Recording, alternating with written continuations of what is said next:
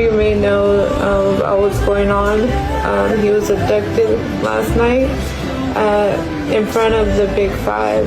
Now there are stories going around that some of you have fabricated, and I'm just on here just to tell you guys what transpired. So my sister-in-law and my brother, they were at my older nephew's football practice, and he needed a new mouth guard. So instead of taking everybody, my sister-in-law opted to go, and she only took the baby, which is Emmanuel. And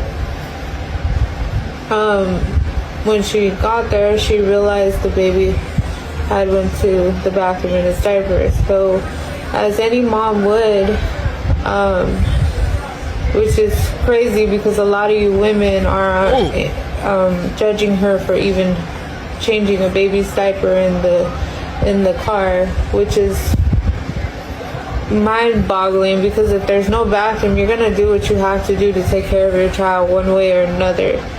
She's a great mother, so everything you guys are saying about her, first of all, you don't know her, and show some compassion. Like, she just had her son taken from her. And also, back to what I was saying, so she realized that he had went to the bathroom on himself. Of course, he's a baby. And she laid him down in the back. Yeah, I don't think there's anything wrong with changing a baby's diaper in the car. Her back was turned. She was about to change him. She was getting everything prepared, and she felt like a tap on her shoulder. She turned around, and all she heard was "Hola." And before she could even see this person, acknowledge this person, whatever the case may be, he socked her in the face, and she ended up blacking out. He knocked her out, and she fell to the floor. And next thing you know, as she came to, she woke up. She was looking around for the baby. The baby was gone. She started panicking, screaming, crying. She called the police. She ran into Big Five to see if they had cameras outside or if anybody had witnessed anything. And nobody apparently didn't see anything. And then there's no cameras outside.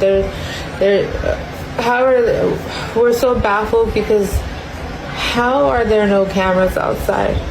Like, in cases like this, like, what are people supposed to do? Sorry.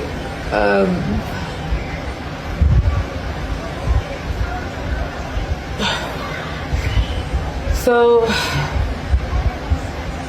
after that, my brother told me that he had realized that his wife wasn't back, because by that time it was already 8 o'clock and she had left around 7. And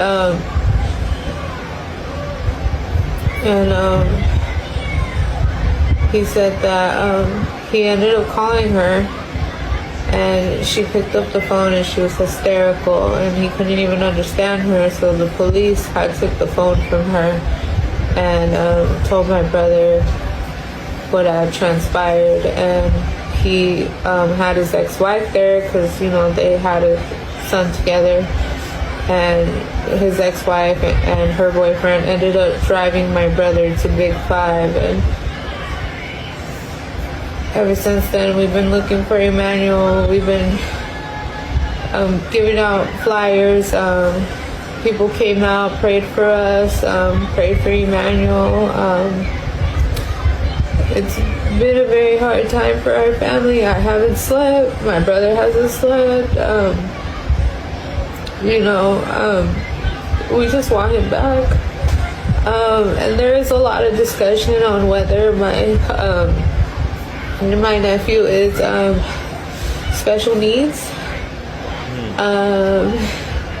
He is late in development, but as far as we know, the doctors say that he's in great health. He's fine. He just has a lazy eye, and that made him more beautiful than anybody I knew, because I loved him so much. It didn't matter what he looked like. And I know he's gonna come back to us, and with your continued prayers and your you uplifting us, I know he'll come back, and whoever took him here, I can't even say what you are on this app, but just give him back. He said it took 47 minutes to report to the cops. And over here, Tracy Fant, we know this. The cops themselves said the stories have been inconsistent. So that's a flag right there. Story inconsistencies, refused lie detector, past history of abuse with the father, allegedly. Well, I mean, there's a criminal record. I guess it's not allegedly. Police probe inconsistency in mom stories.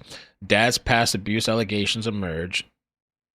Unable to rule out foul play in the disappearance of 7-month-old Haro. Noting that they confronted the baby's mother with inconsistencies in her initial account during interviews. After confronting her, she declined to continue speaking with the detectives. The child's grandmother stated that the couple loves their son and wouldn't do anything. She claimed authorities asked Rebecca to take a lie detector test, but her husband refused to do so until they hired a lawyer. Court records showed Jake has a criminal record, though it's unclear what the alleged offenses were for. An Amber Alert has not been activated because of the case does not meet the requirements. Okay. That's a little update on that. With Emmanuel Haro. Weird story.